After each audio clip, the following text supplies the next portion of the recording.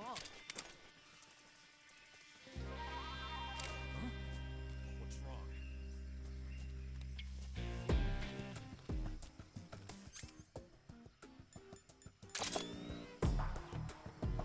Where'd you go?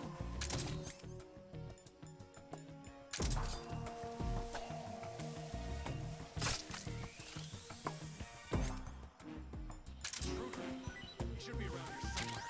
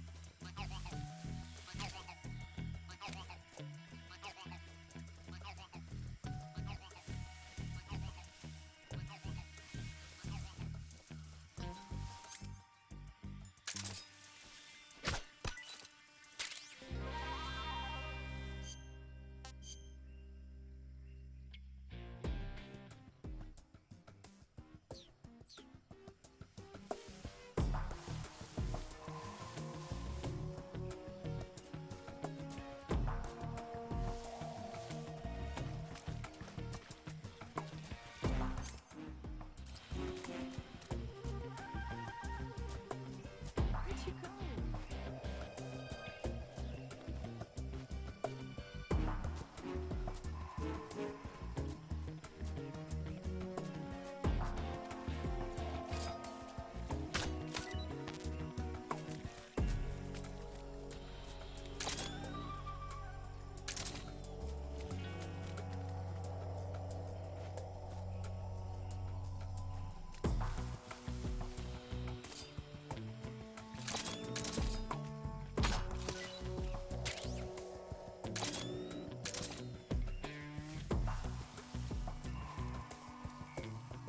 Snake, where are you? Snake.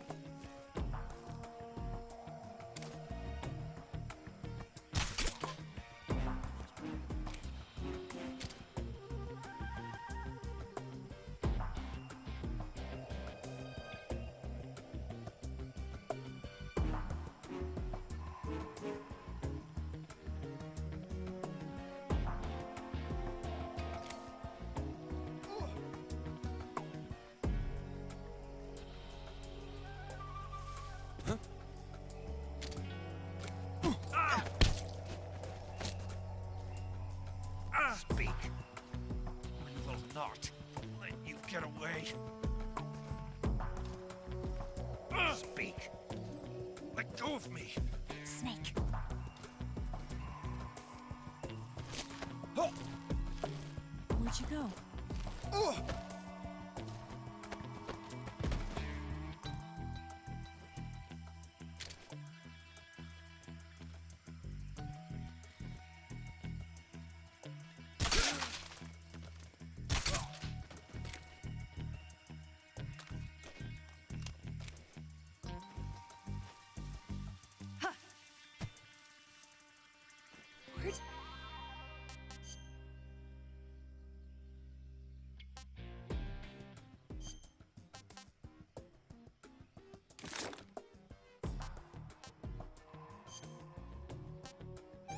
I'm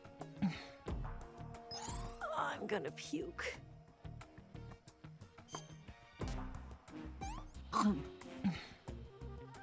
Well, not bad at all.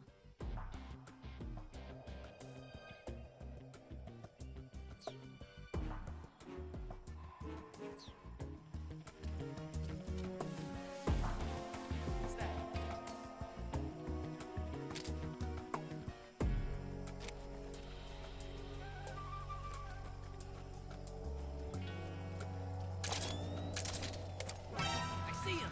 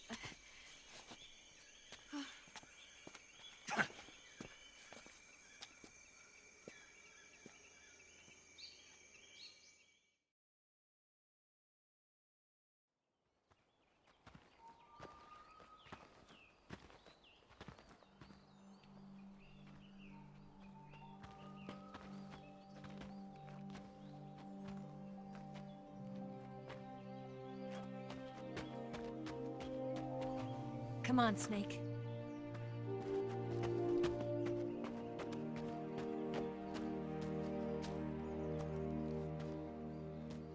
We made it. We made it. Over there.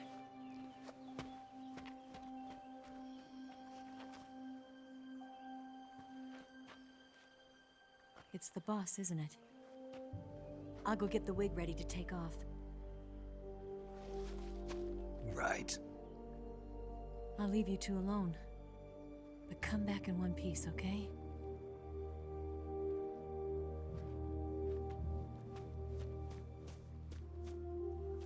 Promise me!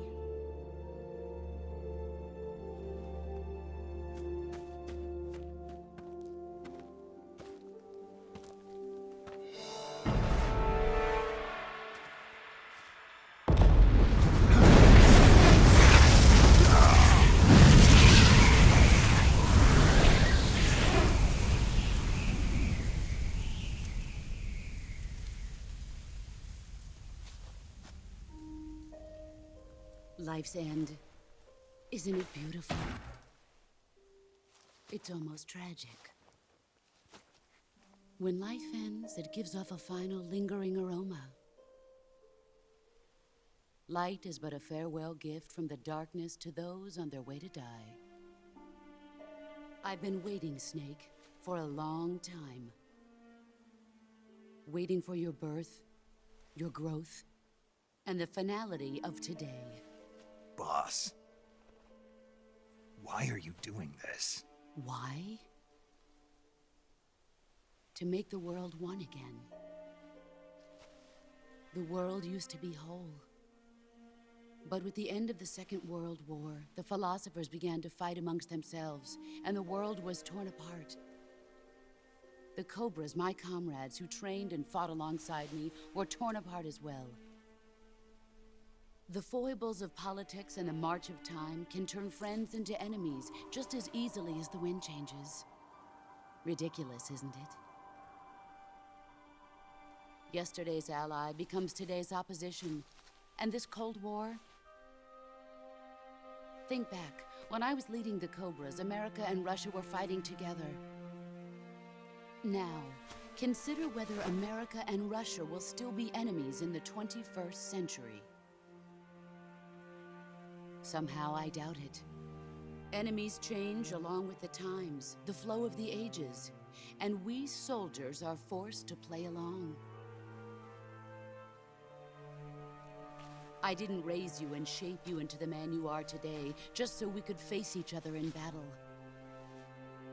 A soldier's skills aren't meant to be used to hurt friends.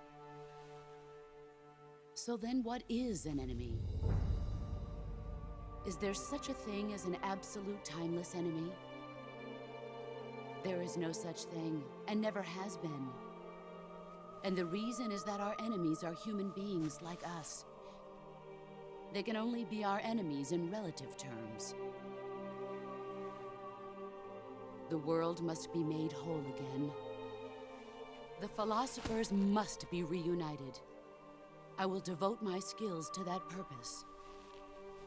And with the Colonel's money, I will achieve that end. Just as I once created the Cobras. They are my family. I may no longer be able to bear children, but I still have a family. It was November 1st, 1951. I was in the Nevada desert participating in atomic testing. The name Nevada is derived from Spanish, covered in snow, white as snow. And snow is exactly what I saw in that Nevada desert. It froze my blood white. Snake, you were an atomic test subject, weren't you? On Bikini Atoll. That's part of the reason I was drawn to you. You and I are alike. We're both slowly being eaten away by the karma of others. We'll never have the chance to die peacefully of old age. We have no tomorrow. But we can still have hope for the future. In 1960, I saw a vision of the ideal future from space. 3 years earlier, the Soviet Union had succeeded in launching Sputnik, the first man-made satellite in history, into orbit. This came as a huge shock to the United States. In response, America threw everything it had into its own manned spaceflight project, the Mercury program. Even as the Soviets seemed poised to send their first man into space, America was still experimenting with chimpanzees and rockets. The government wanted human data. So they secretly decided to send a human being into space. I was the one they chose. At the time, they didn't have the technology to block out cosmic rays, and whoever they sent up would inevitably be exposed to heavy radiation. That's why they chose me. After all, I'd already been irradiated once. Of course, you won't find any of this in the history books. I could see the planet as it appeared from space. That's when it finally hit me. Space exploration is nothing but another game in the power struggle between the US and the USSR. Politics, economics, the arms race, they're all just arenas for meaningless competition.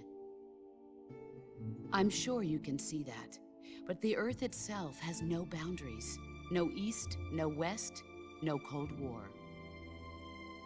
And the irony of it is, the United States and the Soviet Union are spending billions on their space programs and the missile race, only to arrive at the same conclusion. In the 21st century, everyone will be able to see that we are all just inhabitants of a little celestial body called Earth. A world without communism or capitalism, that is the world I wanted to see. But reality continued to betray me.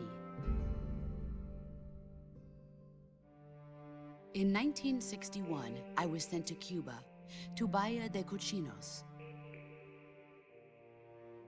It was part of a CIA-sponsored invasion under the guise of taking Cuban exiles back to their country.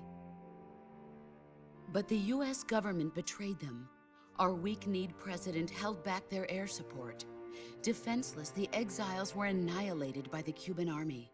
All I could do was watch in silence.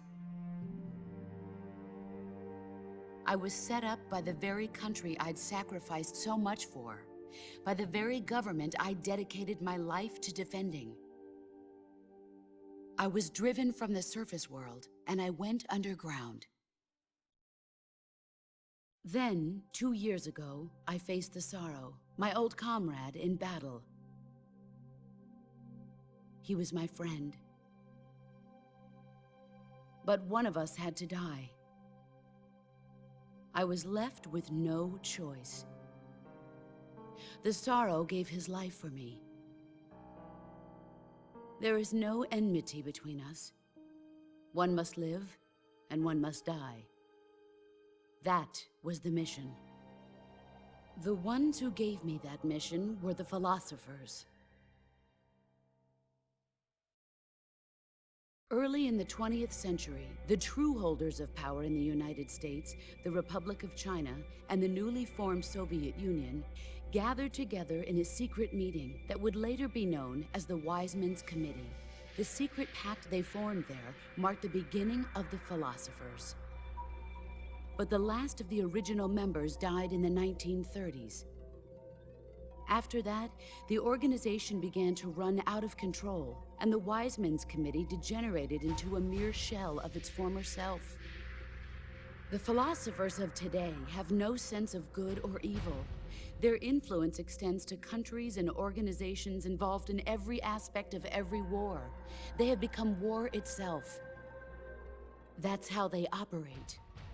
The sacrifices of war cause a shift in the times. This shift leads to renewed conflict, and in turn triggers the next war. Like a nuclear chain reaction, each conflict sparks countless others, forming an endless spiral that will continue on for eternity. Do you understand what I'm saying, Snake? By consuming me and you, the philosophers intend to keep that cycle going forever. It was my father who explained all of this to me. He was one of them.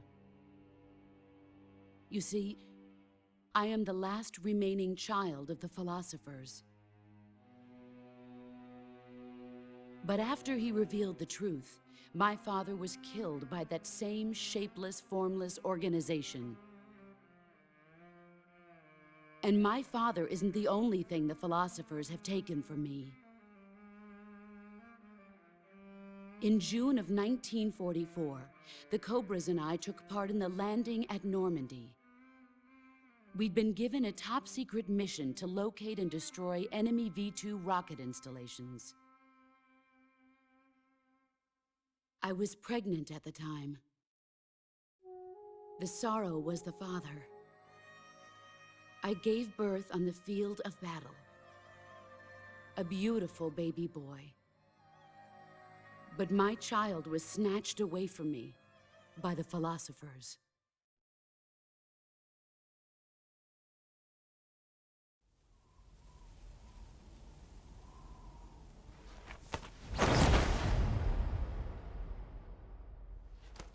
Look at this scar. This is proof that I was once a mother. I gave up my body and my child for my country. There is nothing left inside me now. Nothing at all. No hatred, not even regret.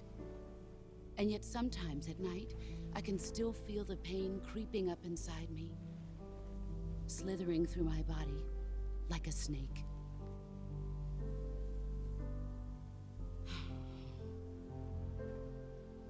I've never talked this much about myself before. Thanks. Thanks for listening to me.